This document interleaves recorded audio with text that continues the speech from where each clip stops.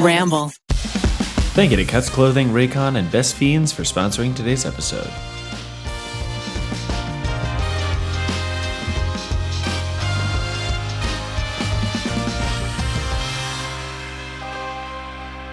What's up, everyone? I am so excited to be here with, that's right, the You Can Sit With Us partners. we have Ariel's husband, Ned. Hi. We have Becky's significant other, Keith. I'm her husband. We have Maggie's lesser half, Zach. Yep. Accurate. And then we have not Rachel. Hey! Nice. It's so great that these huge content creators have allowed you guys to have a podcast, but I'm very fortunate to be here to join you today. I'm excited to talk and reconnect. I've been gone for so long. Welcome back, Eugene. Welcome back. I feel like we are finally whole once again. You know, without you, Eugene, I have no holes, but with you, we're like one big hole. You saying that Eugene fills your holes? Yeah, you know? I already regret this. I'm gonna bow out. I didn't make any whole jokes, Eugene. You can still be my friend. That makes me want to fill your hole, Keith. Thank you. You're welcome. We've got so much to catch up on. You know, it's like we've been texting with Eugene while he's been gone, but this is weird because this is the first time that we've seen you, you know, face to face and interacted with you in 6 weeks. So Because of the time difference, there would be always a whole bunch of texts and emails that Eugene would wake up to. Must have been delightful. Just imagine a day's worth of correspondence with us. But yeah, Zach, you're saying a lot has happened. a lot has changed. We're going to dive into all that. I want to hear about your time in Korea and what is it like to be in a competent country. But maybe first, we had a lot of excitement to get this podcast going today. Yeah, seems like we're totally unprepared when we aren't on a regular schedule. So Zach had taken one of my memory cards. There's a missing mic, but you know, that's what happens. We roll in. We think it's going to be 9:30 a.m. Smooth as sailing. Yeah. Which, honestly, sailing's actually not that smooth. So that's on me for bringing it up. But Eugene, he got his coronavirus test. That took like an hour. Boom, we're pushed back to 10. I didn't have a microphone. I went to the office. Fortunately, it's close enough. So I said, I'll just jog to the office, you know, get my exercise in. I jogged. You know, I'm a jogger. I'm a man of the outdoors. Oh, something fell over. It's a mic stand. Put my mask on, got my shoes on. I jogged to the office, got a sweat, and then I get there and I can't find a mic. What am I supposed to do? I wish we could just record this on cell phones. A little tease forward, but we're actually working on some additional podcast projects. We've got 2 coming out in the next few months that you'll learn about soon. But as a result, we've been shuttling our microphones back and forth to the office. I think it's time. We have to buy more stuff, right? That's what we learned this morning. I've been playing kind of jigsaw type games, taking their equipment and kind of moving them around, etc. But Eugene, I'd love to hear about your time in Korea. Well, Miles, I was actually there because unfortunately my stepfather had passed. He had been diagnosed with stage 4 pancreatic cancer, and he passed within a month of finding out he had it. So it was very unfortunate. Would not wish that upon anyone. Cancer is terrible. And there's something very surreal about burying a parent. It is something that you don't expect to do until well after you're 60. So it was really rough. But I do think I know my mom actually listens to the TryPod. She told me. So in Asian culture, she told me I cannot talk too much about what's happening with the family. She said, just write it in your screenplays, but don't talk about it on the internet. So I will not be divulging anything further. My biological father's fine, but unfortunately my stepfather is no longer with us. But yeah, in Korea, I was there to help out with the family, and I got to reconnect with the motherland, which was very fulfilling in a lot of ways, very clarifying. And certainly the strangest thing was being in a country and seeing how they're handling the COVID-19 crisis as opposed to what we're used to here in the States. Because I know when you go to Korea, you have to quarantine for 2 weeks in a hotel. Did you have to do that? I did not have to do that because I luckily and very unluckily got the quarantine exemption because he passed. So I was allowed to go to his funeral in a very shitty, sort of ironic sense. You aren't allowed to be out of quarantine if your family is sick. But if they die, then you can get out. So he weirdly gave us that final gift, which was, well, you don't have to be holed up for 2 weeks. But typically, yes, when you travel to Korea, there's a mandatory 2-week quarantine where unless you can prove that you are blood related to someone, you have to stay in a government sanctioned facility. And that is either a hotel, a motel, a dorm, wherever they put you, you have to go there. And I got a taste of it when I first arrived in Korea, because when you first arrive off of the plane, first of all, there's like 20 different stations you have to go through to even get out of the airport. And a lot of that involves downloading an app where you have to check in every day. Wow. Yeah, it's very, very rigorous. Wow, yeah. And then they bus everyone off to an off-site location outside of Seoul. It took an hour to get there, where they give you a COVID test. Everyone's dressed in full hazmat suits. They give you a COVID test. They lock you in separate rooms. This is from the airport. They lock you in separate rooms, and you have to wait the entire day until you get the COVID results back, because they're not going to let anyone who tests positive into the country, even if you came with a positive test. So yeah, I mean, but which is kind of crazy because everyone on this flight is Korean and it's Korean Air, and everyone was literally, most of the people were in beekeeper suits on the plane. Like, Asians don't fuck around. They were already way safer than I've ever seen anyone else. What was baggage claim like? Full of bees.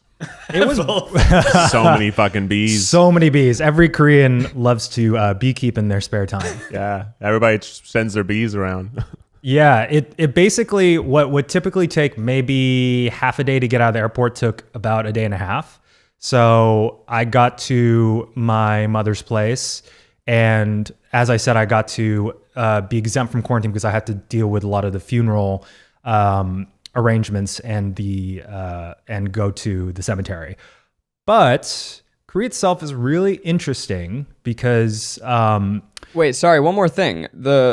Did your test come back that quickly? Was it like they didn't release you until you came back negative? yeah, you take the test so I came in the morning, so I took it around 10 a.m. and it came back at 6 p.m. Wow. And it was the nasal test. Oh, you did the pokey They poke. scrubbed your brain. Pokey. They haven't yeah. been doing that in LA. No, and I'm probably just a freak, but I kind of enjoyed it. Of course you did. I was kind of excited because I was just curious to see where, I don't know, the physics of the face, you know, like your nostril doesn't go where you think it goes. It kind of goes straight back, not up. What? So yeah, it goes like here, and then it connects to the top of your throat. So Loops around. you ever get that weird scratchy feeling like that's neither your throat nor your nose, kind of in the sinuses area? Y'all ever sneeze when you're eating rice and then you shoot rice out of your nose and you're like, love that. Like a little BB gun. The rice spot. Yeah. Scratch the rice spot. I basically dead-eyed the poor young man administering the test, and he looked a little concerned because I was smiling while he did it.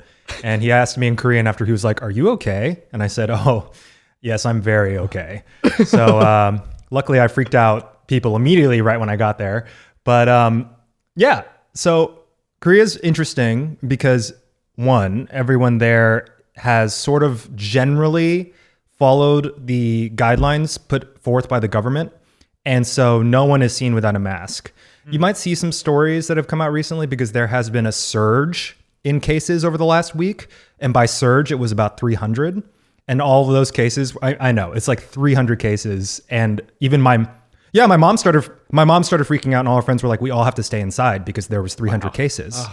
And that's in the country or in Seoul? In the country. Whoa. 300 cases, just like Tampa on a Tuesday night. Yeah.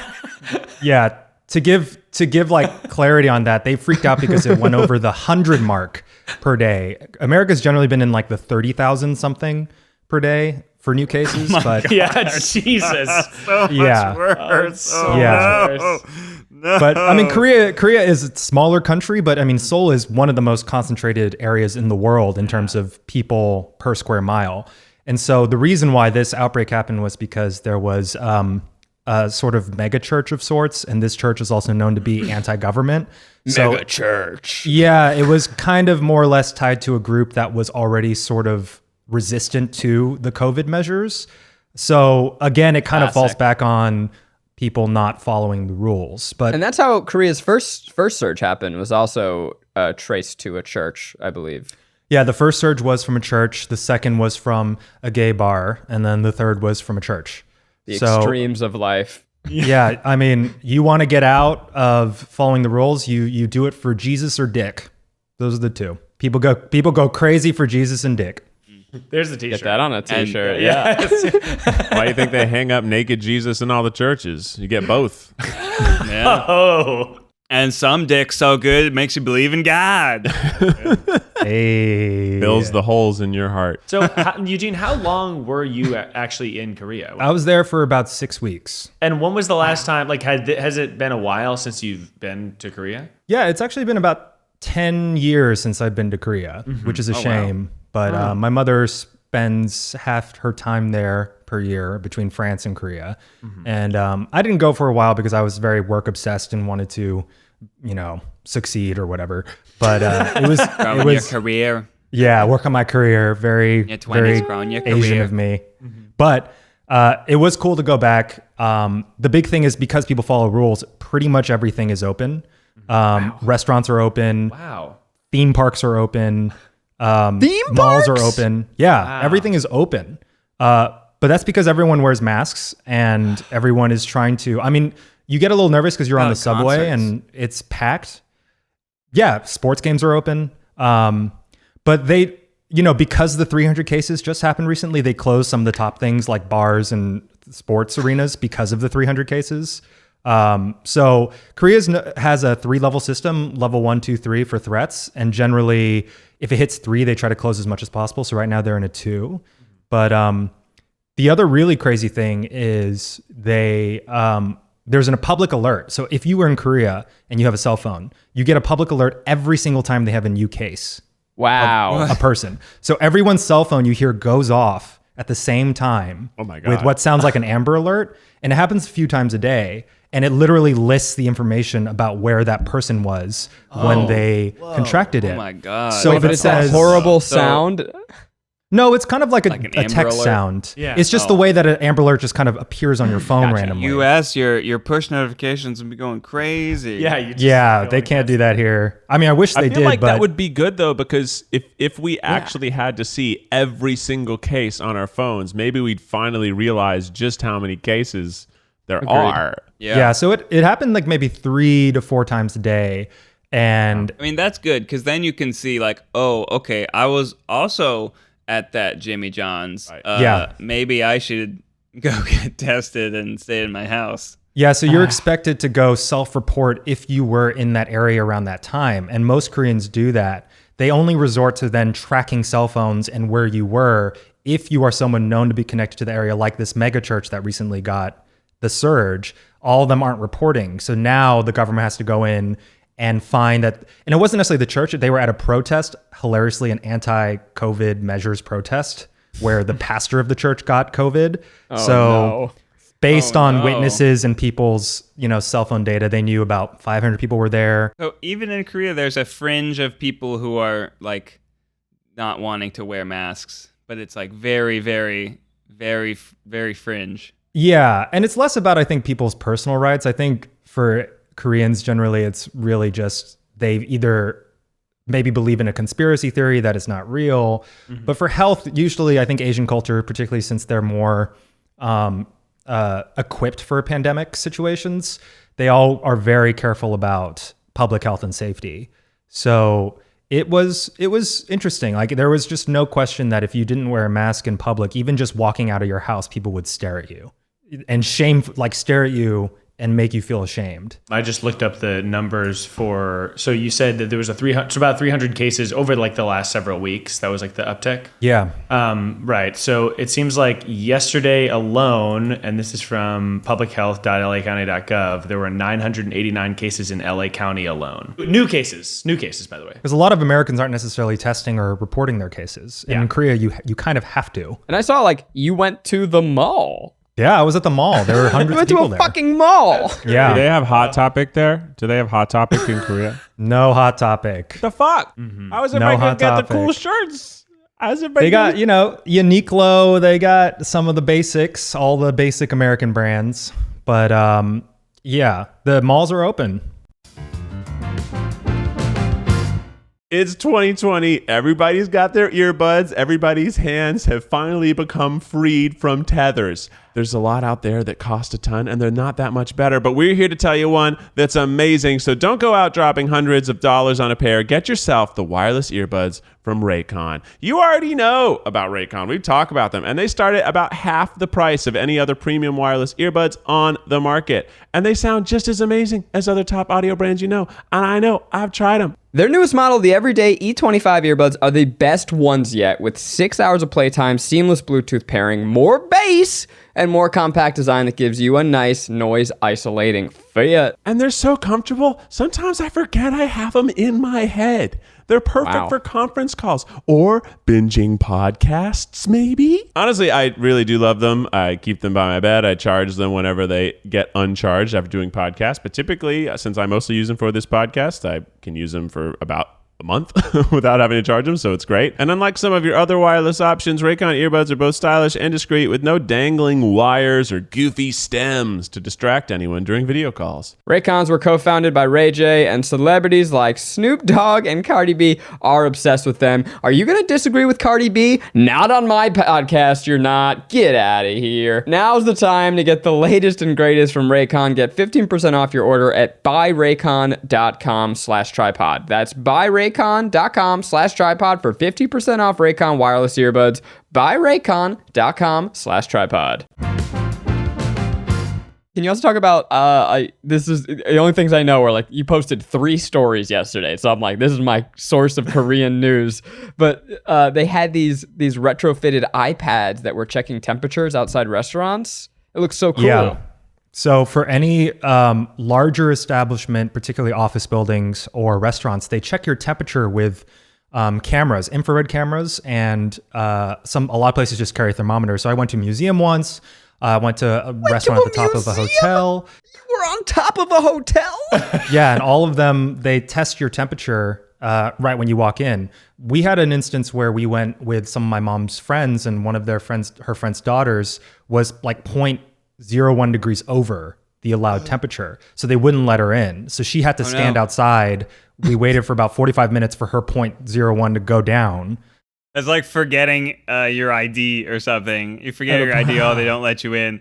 It's like, your temperature is too high. You're like, okay, I gotta go get some ice cubes and rub them on my forehead. Cool yourself down. It's funny that video technology that does take your temperature. I have encountered one of those in the greater Los Angeles area, and it was to let me into a weed store.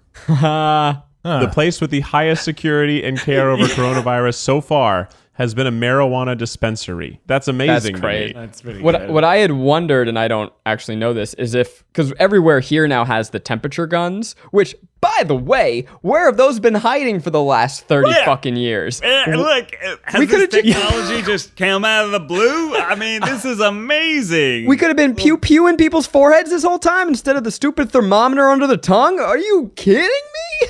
Yeah, what is I that? think they've been around. I think we're just old now. I think we just grew up with stuff under the tongue. We just prefer the rectal thermometer. We're just sort of like rather have a rectal thermometer. I mean, I guess it makes sense. Yeah, they only give me the rectal thermometer every time I go to the doctor still. I want to know, sound off in the comments, if you had ever encountered a thermometer gun prior to this pandemic. I want to know, because I feel left out, and it's so cool to me. What I wondered with the iPad screen is if they're also doing like facial recognition tracking, so that if, it's basically a way of contact tracing where they're saving your faces so that if there is an outbreak in that restaurant, they can go back and see, okay, here are all the faces, and now we can track who was here. I mean, they could. The big thing, though, is that they might not even need it because you already voluntarily have the app, like a couple apps when you the phone app, come to the country, and you have to self-diagnose and send in reports every day through the app. and you just are forced to download it. Is it like a diary? Can you like be really artistic with how you talk about your day? I mean, you could leave comments, but generally it's like temperature and just saying that you haven't had any symptoms. I woke up a little late this morning. Rolled out of bed. For the 2 weeks of quarantine, they also had the people working for the health department calling you every day. Whoa. So it is rigorous. And when I came here to LA from Korea, nothing happened. I literally walked off the plane. Not. Nothing. I'm just like, they say through the announcements like, oh, you should quarantine for 2 weeks in your house. Good luck. They don't Good mean luck, it and that though. was I imagine Oh, man. Keith checking in with his Korean government official. Dear Roger, the sun came out today. I saw a beautiful bird on my doorstep. The virus still has no symptoms. Thinking of you, EXO. Thinking of you. What was nice was one of our officers was there's a whole thing for countries. I mean, I don't know if y'all have this experience, but for non-native English speaking countries, like English is basically a required language to learn. And for many people, especially in places like Korea, they're kind of embarrassed if they don't speak English very well. My mom lived here for over 20 years and she still gets embarrassed when she speaks English, even though her English is perfect. Yeah, so she's it's great at because, yeah, and it's weird. One of our officers was, right when he started speaking, I knew he went to college here in the United States because he had that perfect, semi-perfect English that he was comfortable enough to speak with it. And it's funny because when I open my mouth in Korea, my accent is crazy when I say anything Korean. It's awful. I feel like a country bumpkin. I feel like the way that people have made fun of accents in America, which is dumb, about people who have either migrated here or immigrated here, I look like the stupid American when I speak Korean. Yeah. So I actually, instead of attempting Korean, most of the time I'll just speak in English because at the very least they go, oh, he's so good at English. So I'm just trying to get past with like, oh, yeah, I'm American born. I'm super, super good at English. Really funny. You just assume that you're smarter because it's like, oh, yeah, wow. I'm like, what's worse? And also what's worse is like, they already know I'm American. So they're probably already thinking that, you know, I either escaped the country because of COVID to come here. But yeah, it was cool to be able to be there at the time and also kind of experience Korean culture as it happened in Seoul, such as K-pop like BTS and ITZY premieres happening while I was over there. It was a very different experience to be in Korea while that was happening. Can we talk about it? Can we dive into a little BTS action? Can we just go for it? Can we do it? I have a question. This is an important question. Is the city Seoul pronounced that way in Korean? Seoul. So it's very close. Because in the new BTS song Dynamite, they say a little funkin' soul, and I was wondering, like, in Korean, do they know that that's a double entendre, and is it like, oh, that's fucking good writing right there? They know it's a double entendre. Yeah, they get it. Seoul, I believe in Korean actually means capital city. To go into some dark history, I believe it was named that after the Japanese stopped their occupation and the Korean War happened. Whenever it was officially designated the capital city, they just named it capital city. Capital City. It's literally like Airbender or something being like, welcome to capital city. You could say that it was named that because of the war. Literally because of the war. Wow. Okay, all right. Well, the city got into a little funk and then soul. But I'm excited because y'all, Dynamite is BTS's first full English song. Yeah, it is. Yeah, K-pop is so popular that they don't necessarily have to do an entire English album or track. But this is the first one y'all actually heard because there's a video coming out where y'all do a little BTS research for some music videos and songs I recommended before Dynamite came out. But now that Dynamite came out, what do y'all think that you get the full like English version? Well, at first I thought I understood Korean. Yeah. I was like, I made it. I know what they're saying. I know what milk Galaxy is. It's milk. brain. I know Kung Fu. I'll tell you this much, Eugene. It is making me look at glasses of milk totally differently. Yeah, Jungkook is fucking sexy drinking that milk up top. I see that and I'm like, oh my. Oh my. We are in for an experience. I need to say I have flirted with the idea of being a huge BTS stan. I'm not part of the army. I just want to admit it. Only kind of surface level knew about BTS and then started getting a little more into it over the last month. This song is changing my goddamn life. I'm having the time of my life. When I say, okay, so everyone, all the BTS stans are tweeting like, hey, stream Dynamite. That's literally what we're doing over here. Maggie has played it probably 30 times in a row. It's the only song that is played in my house. I watched the music video and I'm like, this is so fun. And then we kept watching the music video and then we kept watching the video. And now I'm like, I'm seeing little moments. They're little, just like, I'm noticing new things. I know every single member now. I can recognize them, which is thrilling, which was very challenging for me before because they keep changing their hairstyle. But now I'm like, I know them and I'm starting to love each of them for their own little quirks and idiosyncrasies. I've got my biases forming. It is... you know what it is that this is the first one where I'm in it on the ground floor. All the other songs I listen to Idol months late. So I'm like, I'm going to watch it once, I get it, and then move on. But now I'm like, I'm in it. It's thrilling. I'm having a great time. I'm very excited about this. I'm also just into any disco pop, any country disco pop that is happening right now. Miley Cyrus is doing a lot of like country disco and I'm like super into it. I just like disco. It's just cheerful music. Like Dynamite honestly sounds like it could have been an ABBA song.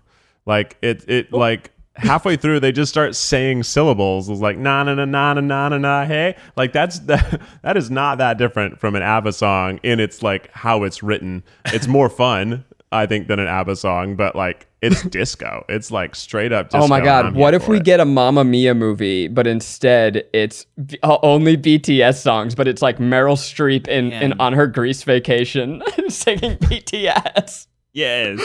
I feel like that'll be the Mamma Mia. That'll be the Mamma Mia for Gen Z when they're 70. They'll go to Broadway to see the BTS version. It's going to be called Dynamite, not Mamma Mia. And it's all about, but it's still like older white women going to vacation like in Italy. How long do you think it'll be until like a Glee-like show totally ruins Dynamite though? Oh, because it's too much fun where everybody's going to want to sing it. It's going to get ruined. Like Kids Bop's going to roll in any second now and fuck this up for all of us. You know what's so funny though is, I knew with Dynamite, especially with, BTS and K-pop is really just now synonymous with viral media, that y'all would be on board. But, I've been trying to push the K-pop agenda since I was in college, like 2004. And even when we were at BuzzFeed, I was pushing K-pop to everybody and everyone would go like, oh yeah, that song's fun. But no one actually kept listening to it. I was just like, oh, hear this. Honestly, the first group that y'all stand was 4 Minute because you liked their vibe. Oh, so do. Yeah, with Hyuna and everyone just being like a little more like Western hip hop, like just full on horn hooks. But I think we're past a point where now K-pop is just like, it's no longer just a niche thing. It feels like adults just kind of listen to it like it's just music. A track from a Western artist. Yeah. Which is funny because in Korea, all the older Koreans, like my parents, they could give zero fucks about K-pop. Yeah. Like it is truly an international young person's obsession. But my like mom, she's very aware of everyone because they're on posters everywhere selling like, face creams and cell phones. But it's so interesting because older Koreans, they live through a lot more. And all of that is very much a representation of a certain amount of glamour and mainstream and excess and beauty that they don't really relate to. They just find it interesting that people are so interested in their culture. But when you go to Seoul, you'll see some of it, but generally you also won't, it's not all K-pop and K-dramas and K-beauty. The older people don't prescribe to that. There is something hilariously escapist about it, right? It's like when you look back at August of 2020, what is the biggest song in the world? And it is a song that literally has 7 men dancing as rainbows explode behind them. It could not be further from our daily reality, and that's why I need it so much right now. I mean, the visual language of it is so colorful and beautiful and bright, and it is like sunshine and rainbows in a music video. Just makes me happy. Do you guys know what the army does on Twitter? What they do to their usernames? So there's 7 members in BTS, as you know. As the resident BTS historian, let me share my knowledge with you guys. Sure. So anyone who thank you. Anyone who identifies as being part of the army puts a little 7 just next to their name. And so Maggie comes home one day and she's like, I think I'm gonna change my name to Maggie to the 7th power. And I'm like, I'm sorry, what? She's like, Maggie to the 7th power. I'm like, what? And she's like, the little 7. And I'm like, oh, you think that it's an exponent? You think that everyone's doing a math thing? And she's like, yeah, well, what would you call it? I thought that was very adorable. Maggie times Maggie times Maggie times Maggie times Maggie times Maggie times Maggie. Maggie times Maggie times Maggie. That's a good formula. Yeah, you get a lot of Maggie from that. You get one giant Maggie. Wow. Yeah, terrifying. Currently, Dynamite has 209 million views in the past 6 days, and it is growing Only? at 175,000 views hour? Per second. No, not per second would be crazy, but I'm sure it did. I checked, and if it had, I'm going to forget this now. It had some, well, whatever. I can't remember. It broke the YouTube record for I believe, 10 minutes or hour on, and it just went over a certain amount of millions of views. Every new BTS song or really Blackpink song, those music videos always break the new record, which is why for some reason ARMYs and Blinks have this like, maybe do they not rivalry about views and blocking each other's views, which at that point is just like, come on guys, like they're both very different groups, just support. They're called Blinks. Yeah, Blackpink fans are Blinks. Yes. Now this is Ned times to shine. Yes. Blackpink is in your area as a Blink myself. Wow. I'm gonna have to get Keith a group similar to Zach to fake in that Stan. when Do Do Do came out, I was pretty hooked and definitely doing deep dives on everything. So, I watched Dynamite and I was like, it's no Blackpink, am I right? So that's probably where the little dynamic comes in. I appreciated it. But I was like, but how did I feel about this other one compared to how I feel about this one? Do you have a bias in Blackpink, Ned? I like Jisoo. Jisoo. That is one of the members. Very good.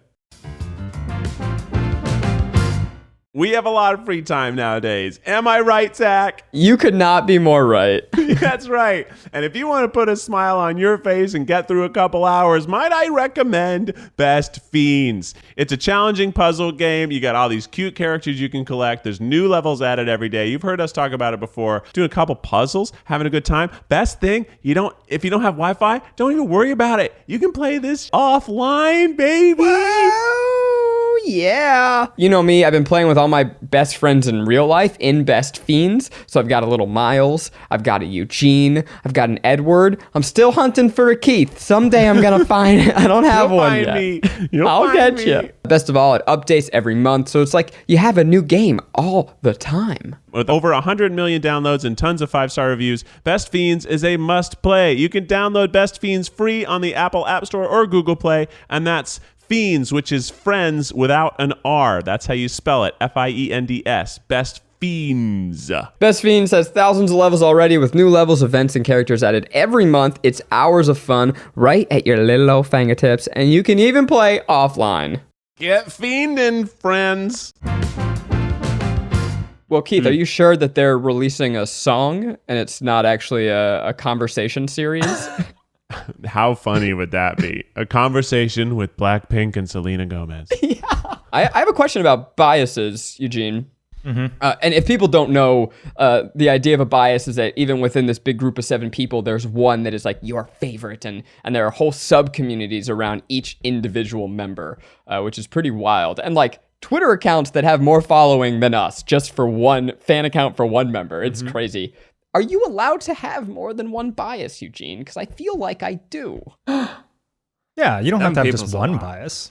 You have one ultimate bias, but then I think a lot of people have different tastes for different characteristics. I mean, K-pop has basically just created a dictionary that it comes from what you naturally feel when you are a fan of a group. So people felt this since, Jackson 5, Supremes, all the way up through Destiny's Child, NSYNC, and Backstreet Boys, Spice Girls. It's just K-pop decided we're gonna make like the group Bible, right? We're gonna make terms. Like literally, it's not that you are an NSYNC fan. When groups are created, the name is created of the fandom. Like that's their official fandom name. So it's all sort of like designed. But I mean, all pop music is essentially designed in a lot of ways. So they just don't pretend about it. But yeah, you don't have to have one bias. But I think you have what's called an ultimate bias, which is it is just the one that has your heart, regardless of what you're critiquing them on. I even love the idea of bias rather than favorite, Like a favorite means, I like these and I don't like the others as much. But a bias means, I love all of them, but I kind of lean towards this one. If you just twist my arm, why don't you? Is it more like, are the type of celebrity that I am, just so I can understand a little more, is it more like a Britney type of celebrity? And I mean like Britney in her heyday where like she's sort of untouchable. She doesn't really have like a relationship with her audience. Or is it more of like a personality where they're tweeting a lot and they're like kind of doing additional content? No, I think there is more of a parasocial relationship involved where when I did some deep dive and research, like they each have their personality quirks and one's known for being like an introvert. One's known for being the goofy one. I think a lot of that is true. It is way more parasocial now, but I think that K-pop was originally essentially like a music and group factory. So there was less engagement on social until the internet and social became a huge part of the K-pop culture, and they realized that the international fandom was very important. I think a lot of what actually made BTS, especially the first group that really broke through, was that they were the ones who toured American and international places and came face to face with fans outside of Korea and Asia. And I think the K-pop industry soon realized like, you can't just produce stars and then let them be, Barbies or toys for people to enjoy. BTS kind of showed that there's a very deep relationship with fans that needs things like parasocial engagement. And so now they are very on top of kind of like making sure that it doesn't feel like everything is just manufactured, because interestingly enough, the stardom of these K-pop stars has surpassed even the mechanics of their industry, which previously, like even 10 years ago, was very like controlling over their personalities. It still is in a lot of ways, but they have a little more independence and autonomy because it's very hard to think that people are being forced to, essentially be beloved by millions of people, because eventually I think fans are going to be able to see if someone is unhappy. As they're composing the groups, do they think about like, okay, well, this person, they'll be like the shy one. This person, they'll be the crazy one. Yeah, they do. Because they all come up through camps, through the studios. And so it's like now, part of their personality, but also kind of fitting in a box. And I'm sure once part of their personality starts shining through, like that will organically create more about their persona. But generally, I mean, they're coming through these K-pop camps run by the main labels, and they're so crazy. They're selected since they're like in middle school. So one thing you can't deny with K-pop is these are very talented people. They are like trained like athletes, and then not all of them become K-pop stars or selected for a group. A lot of them go through this training and then never even make it into a group. Ned, can I blow your mind? I forget what member, but whoever the youngest member of BTS is, the other members were at his middle school and high school graduation before they even released a single song together. Oh, because they're all paired together, like immediately. Yeah, one of them is younger than the others. So they've been working for so long that one was in middle school. They went to his middle school graduation. They went to his high school graduation. And then they released their first song to the world. I got to jump out. I wish I could sit around and hear more about how children become stars in Korea. If only we had that same pathway here. Here, we're just sending our kids back to school to get sick. But I'll catch up with you guys more later. See you later. All right, bye, Keith. You know, Eugene, I guess my burning question about your trip in Korea, to bring it full circle, did you consider not coming back? Because it sounds pretty great over there. And I maybe would have stayed. Yeah, sounds safer. I was tempted because it is very nice to go to restaurants every day. And certainly, you know, I feel like there's always this response from, you know, usually people more on the right who think that the thing that you sacrifice, especially with Asian culture, to be safe with public health is your independence, or they think it's a socialist mentality to all abide by the same rule. But I think it just really comes down to, I mean, there's some cultural aspect to that, but Asians, in particular East Asians, are very concerned with getting sick. They just have like a natural propensity to protect themselves from any sort of disease. So no one is like following the rules because they've been sort of harassed by the government to the point where they feel like they have no autonomy. People just really don't want to get a cough. Like that's kind of what it comes down to, is people just are concerned for themselves and their families. And that was the most refreshing thing to see, is that you're just kind of reminded that the bottom line is that people are actually getting sick. And as a general public, to be sensitive to that and to be empathetic to the group is the right response when it comes to a pandemic, you know? Because even if you have maybe some valid points that go into like sociopolitical issues about should I follow everything the government says, that's one thing. But in the middle of a global pandemic, to have a general agreement from every single person you pass, even if you make eye contact with them, that they all believe I'm wearing a mask because I don't want to get you sick and I don't want to get sick, that was so refreshing. There was like no debate about it. The only people who literally debated that are, again, part of the recent spike because they were out on the street sharing a mic, yelling about how they didn't want to wear a mask. Mm-hmm. And so it was kind of like a very particular situation that was good to see, especially being American, getting that feeling that, you know, in the end, I think people should just be more empathetic about what it means to potentially to potentially become sick in this situation. And I think it's really gotten lost in the dialogue with certain countries, especially America, where it's become something about independence and government oversight. But really it's just like, yo, people have kids, people have grandparents. No one wants to risk them getting hurt. And yeah, that's why Koreans and Asians take their shoes off when they go in the houses. It's just they don't want dirt. Yeah, well, and there's also the broader culture of preventative medicine and like thinking about your health proactively instead of reactively. And I think it just trickles from the top down. And ironically, it sounds like there are more freedoms. You go to restaurants, you go to malls, sports games are open with people that can actually go to them. Cooperation. Who knew? I do think that idea of taking like a mandatory app that you have to download on your phone is something the US could take. I mean, if this whole, you know, if like the United States buys TikTok or whatever, like then they could force it to be downloaded on everyone's phones and it comes with your phone just like Microsoft Clippy. Oh yeah. Hey. You do a little health check with a dance. So it's like, how are you feeling today? I'm good, as you hit the whip. And then can you still do the whoa? Yeah, I can. And you take it back, and I like that. That wasn't the whoa. That was the whoa. That wasn't a whoa, Zach. No, I know. I was still whipping and nay-naying. I got confused. I'm a few years It's okay. behind. I just made a Clippy reference. I liked it. That was fun. Y'all are really aging yourselves up here. Yeah. I mean, 6 long weeks without you, Eugene. The life has been sucked right the fuck out of us. I know that you spent a good amount of time with your siblings, and you kind of teed up right before you left that you're going to have to be quarantined and stuff with them. Your sisters, as we know, you and your sisters have a very fun dynamic. How was it spending so much time with your sisters? Well, so actually we ended up staggering. So I was there with my younger sister. My older sister is going to go next week.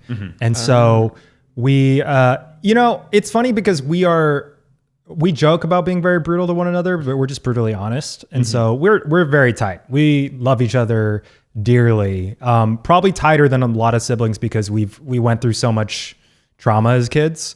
But I think our big thing was, we certainly got into a couple arguments about things that were not even related to COVID or my stepfather passing, but they were all very dumb and it was all good. I think that it's funny because sibling dynamics are really interesting because you really could be so shaped by the peers that you grew up with within your house. And everyone is very invariably different based on what their siblings are like. But we were so hyper competitive as kids that is, I think, where all of that comes from. And it was weird for me not to see that most siblings are not like that, because I think it's generally healthier not to pit your kids against each other. But we just naturally did that because I think it's part of our culture to try to one up the other. Right. But I see people like Ned and Zach, and they are like the most loving siblings to their sisters. So it's like, even though we come off as very lethal to one another within the Try Guys context, we're actually very tight. Yeah, my sister and I had such different interests. I wonder if I had like a brother that was like very close in age to me that liked all the same sports or something. I could imagine just being super competitive because I'm very competitive. Just my sister and I didn't really compete in the same arenas. I think it's part of the humor too. My older sister got married in Paris, like basically behind Versailles, and right during the ceremony, I turned to my little sister and I said, "You're fucked." Not that my little sister really cared about having a bigger wedding, but I was just like, there's like literally no way you could beat this wedding. But that's just our humor. Yeah, but I think it was good to spend time with family, and there is no place like being home, even if it's during the middle of a pandemic. It is just strange being, when you're, I guess, like a person of color or child of immigrants going back to your home country. It's just so interesting because I look more like everyone there. So they assume I'm Korean and they find out I'm American. There's all these complex, social interactions and expectations happening that I don't really deal with here in America. So it is very eye-opening to be able to do that. I wish only like more people got that type of experience, but not everyone is like directly descended from like one country. I bet there was probably fewer like random white tourists with fanny packs betraying how Midwestern they are just walking around public places because there's no tourists, no travel. Yeah. There were not. The only foreigners there were people who either studied there or taught there, and they, I think, elected to stay or go back to Korea because of COVID. So, wow. Yeah, it was very interesting. It was very, very heavily Korean in Was the airplane stressful? No, because the Or other were crazy people thing is pretty- airports are ghost towns. There's no one in the airports. The plane I was on Whoa. both ways was maybe a third full. So Wow. there's just like no one flying because, especially coming back to America, there was barely anyone on the plane. So You could stretch out, watch Yeah. movies, yeah, airports eat are all the snacks. surreal right now. It feels like if this really was a zombie apocalypse, then we know which countries would probably be faring better right now. I mean, it's as close as we hopefully will ever get, and I think we can say that we did not pass the test. The t-shirt, a staple in menswear. However, for years it has been plagued by horrible conditions, like Bacon neck. you got your color fade, parachute fit, wrinkles, and stretching, to name a few. No matter how long you've settled for basic tees, it's long enough. We are here to say no more, and so too is cuts. Cuts Clothing. Listen up, babies. Cuts is the only shirt worth wearing, both in the fit and in the fabric, and even the function. You got some athletic, tailored-looking fit. It's perfect for work, a date, everything in between. There's so much that happens in between work and dating. They're pre-shrunk, they're wrinkle-free, and they retain their shape over time. Their custom-engineered Pika Pro fabric can only be described as buttery soft. Look, I've been wearing the cut shirt for the last couple of weeks, and baby, let me tell you, it's a soft little shirt. Whatever your body, whatever your style, they got you covered. Stop spending all your time picking out what you're going to wear. Just throw on a cut shirt, throw on some pants, and get on with your day. Get to kicking today's ass. It's the only shirt worth wearing. It's loved by your favorite athletes, entrepreneurs, and even podcast hosts. Get 15% off your first order by going to cutsclothing.com/tryguys. That's cutsclothing.com/tryguys for 15% off the only shirt worth wearing. Now that I'm back, I got a bone to pick. I got a bone to pick, Miles. Boner for me? You have a boner with me? No. I'll never have a boner for you, Miles. Okay. I have. Well, okay. I don't know. I have a bone to pick because I never have bones to pick, but I feel like I should pick this bone. Pick it. So everyone knows that I follow very few YouTube channels, and the one that publicly was most known because I would recommend it to most people was Bon Appetit. And as we saw over the past several months, Bon Appetit has essentially devolved their video department because of pay disparity and inequality for the people of color on the staff, and not just the staff. They're like primary cast on videos. Particularly Sola and Priya and Rick and all of them essentially, exposing the company for not giving them the same pay for equal amount of work. So I am just so sad and upset because after their talks with the Bon Appetit at large, the company, they couldn't even match the basic demands that they asked for from a very public falling out. And we all have experiences working for, a large media company. So I get that there's certain rules in place, but even in the midst of this cultural moment, they couldn't just honor a basic demand to be, given an equal amount of compensation for the same work. And so Priya and Sola and Rick and I believe Carla, Gabby, and Molly all also decided to no longer be in videos. But I chat with a couple of them over social media, and I think it's just so disappointing and sad because I think the chefs are so talented and they're the ones that made that YouTube channel pop. It wasn't necessarily because it was Bon Appetit. It's because their personalities were so great and gregarious and fun.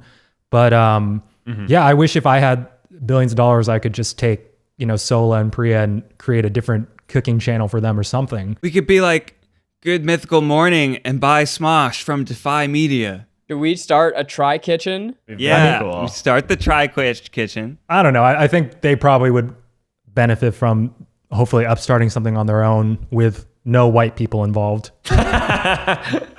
Since that was a huge part of the problem. I'm happy to not be involved. Yeah, I'll be a silent partner. But yeah, I just wanted to say, as I watched that happen, I was just it's just crazy because when it comes down to it, there's some sort of bureaucratic red tape or something happening over there where they couldn't even just give people what the basic thing they asked for. And that just sucks. It is such a shame though that it takes I just feel like we're watching the same thing over and over and over again. And what happened at Bon Appetit is the same. It's this tale as old as time. And it's a shame because they were so wonderful. And to hear that all that strife was happening behind the scenes to such wonderful, talented people is just a bummer. Yeah, and it wasn't even their main job to be in videos, right. Some people got more paid because they ended up as video talent, but then they were just kind of it was like, oh, we know this very well. Like, can you be in this video? Can you do this? But then they ended up starring in the videos. So even the fact that they weren't being paid for the basic stuff they were doing outside of videos, is just crazy. It's all very, very suspect, and I don't like that is still happening across media and in many businesses. And it just kind of goes to show that like a lot of times people of color are just like not valued in the same way from home base. Just like there's so little value when it comes to this idea that they should be given the same contract, even though they are immensely giving more worth and value to the content by just being on camera. So that's where the divide is so grossly, it's so grossly unfair, because that's just where it comes down to, is that you can say that you have brown people on your camera, but then you don't actually compensate them. It's gross. All right, is that you ready for us to just transition in? Yeah, we're at an hour. Okay, cool. Then I will hold my idea of starting a Bon Appetit OnlyFans. No, you could say that. A Bon Appetit OnlyFans. Honestly, OnlyFans is the thing that's popping off right now. Did you see? Okay, so Bella Thorne started an OnlyFans. A LonelyFans is what I would have. But she... It's just what? People who are sad that want to look at pictures of you being sad? Yeah. Not bad. I'm going to Not start bad. LonelyFans, which is just Sad me being porn. like, I didn't want to make lunch, so I made peanut butter toast. But what? Bella Thorne made $2 million in 2 days $2 or something million like that? in Yeah. 24 fucking hours. And I don't understand. Like, I guess it's like Patreon, but sexier. Not where, necessarily. She's not even I mean, I was gonna say not even posting nude stuff, but not that she has to. But Yeah, like, did you get I on thought there? that was Are you a patron? Because you can't see that stuff unless you pay for it. So. I read an article, Miles. But I thought that was the point of it. That it was like, oh, like nudie photos. Anyway, fucking whatever. But maybe the Bon Appetit staff could get together and do an OnlyFans and be like, we're not doing softcore porn. We're doing soft food porn, and it's just really sexy shots of the stuff that they're cooking. And if we can give Bella Thorne $2 million in a day, then let's give it to the hardworking chefs and the wonderful people of Bon Appetit. Bon Appetit. OnlyFans. Hey, Bonely fans. Ooh. it's for dogs. Yeah, but I guess I think, isn't OnlyFans direct to the content creator? It goes in their pocket, right? Yeah. It's kind of like you're giving the money. Originally, it was more geared towards porn, or just things in being nude or sex-oriented things, which I'm all for. But now it's like a general content creation platform. Like Cardi B's on it, but she's just posting original videos. And look at the trajectory of the Try Guys. Are we much different than a public OnlyFans? We began posing in our underoos. A big company takes most of the money, and you know what? We develop the people that they like the goods. They like the goods. They like the goods. I'd say we went reverse OnlyFans. We started with the bods, and then we said, you know what? Here's some personality too. I think it doesn't have to be nude too. You could do an OnlyFans and just post pictures of you like looking sick, like like hanging out in front of your house. All right, I mean, now it's get... basically like it's just like a YouTube. Everyone's just posting whatever they choose. Wow, guys, I think I have to go set up an account. Yeah. So if you're waiting for Zach's Lonely Fan account where you can just see my life slowly crumbling, you might need some advice. And dare I say, when it comes time for the advice, you go to the man, the myth, the legend, Miles Bonsignore. This is advice that'll go for Miles with Miles Bonsignore.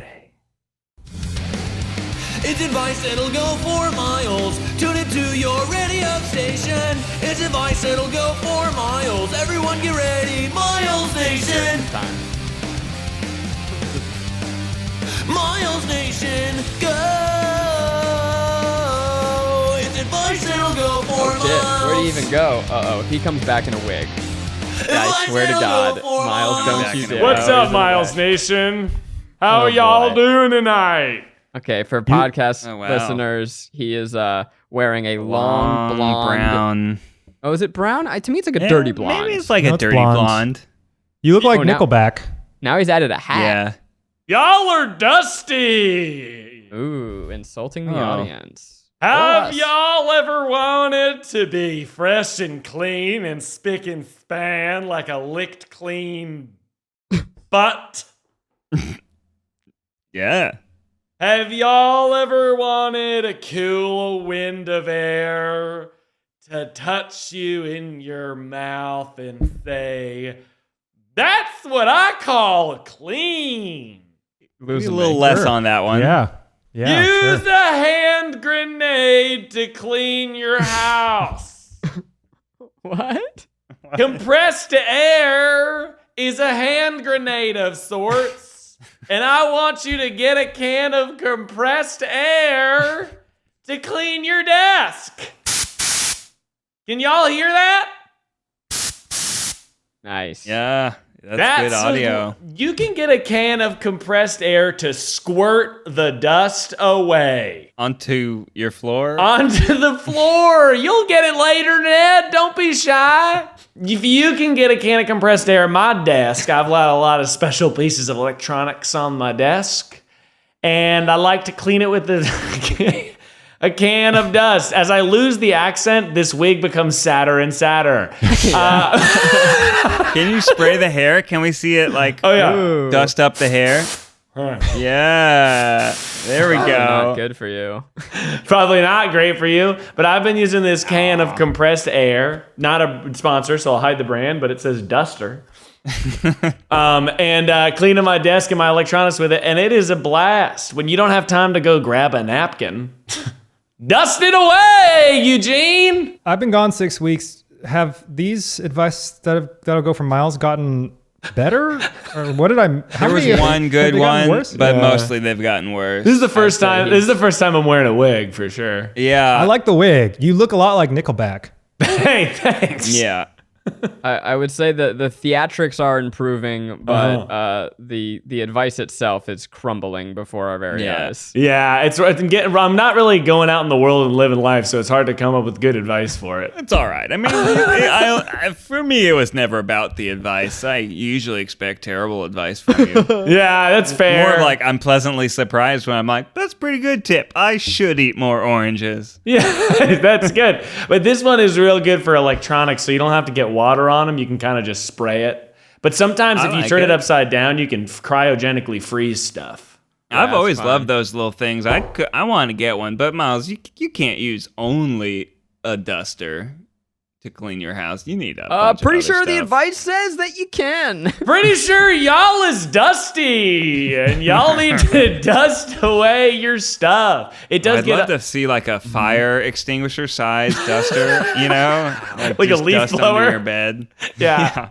I Yeah, bet you that the dust can. What do you call those? I bet you the compressed air world has taken a real hit, because I used to need those when your keyboards had crevices and dust would get trapped underneath it. You know what I mean? But now all the keyboards sit flat. There's really not room for dust to get in there. Well, they sit flat you unless think- you've got a cool mechanical keyboard like me. So, That Oh, shit clickety gets clack over dirty. here. lickety clackety. Eugene, You would think if I'm not leaving my house, where does the dust come from? But the house still gets dirty even though I don't go outside. It's yours, isn't it? A lot of it your skin. I think that's It's like correct. Skin and hair, and it's fucking gross, yo. Well, welcome back, Eugene. Thank you. It's great to have you back. We're really excited. You are back home. And for everyone out there listening, make sure to subscribe and leave us a 5-star review. Also, check out our YouTube channel, youtube.com/tryguys, and get some merch. We have the Miles Nation merch here. I'm repping it on the YouTube. Damn right, y'all. Go get it. Right. Tryguys.com, and check out our Patreon. We got exclusive content over there. You can hop in the Discord and chat with us at patreon.com/tryguys. Another perfect episode. Wow. Perfect. What do you think? Good to be back, Eugene. Since this is your return, I will not put you in this spot. Miles, hit us with the official TryPod theme song. Y'all is dusty. Clean up yo house. Until next time, stay beautiful. I'd sign up for an OnlyFans for Miles and wigs. I think that one we can definitely call Lonely Fans.